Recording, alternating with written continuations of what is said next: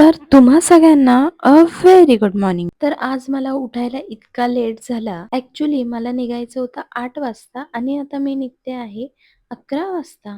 बापरे! त्यामुळे कोणताच टाईमपास न करता पहिले फ्रेशन अप व्हायलाच गेले आणि नेहमी माझी कपड्यांची खूप झंझट असते. त्यानंतर फायनली मला काय माझ्या पिटाऱ्यातून असं भेटलं, जिथे की त्याला अशी मस्तपैकी शेपटी होती.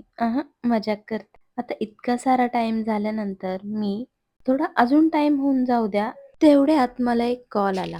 कॉलवर बोलून झाल्यानंतर फटाफट आवरायला घेतलं आणि किती पण लेट होऊ द्या, पण स्किन केअर कधीच नाही विसरत मी. आणि ज्या दिवशी विसरले त्या दिवशी असं वाटतं काहीतरी चुकले. त्यानंतर निघाले पटकन आणि आजकाल जरा जास्तच मी बाहेर फिरायला लागले. निघाल्यानंतर लगेचच ट्रॅफिक लागलं. त्यात माझं इतकं डोकं खराब झालं. ट्रॅफिक क्लिअर करताच मी गाडी जोरात पळवली.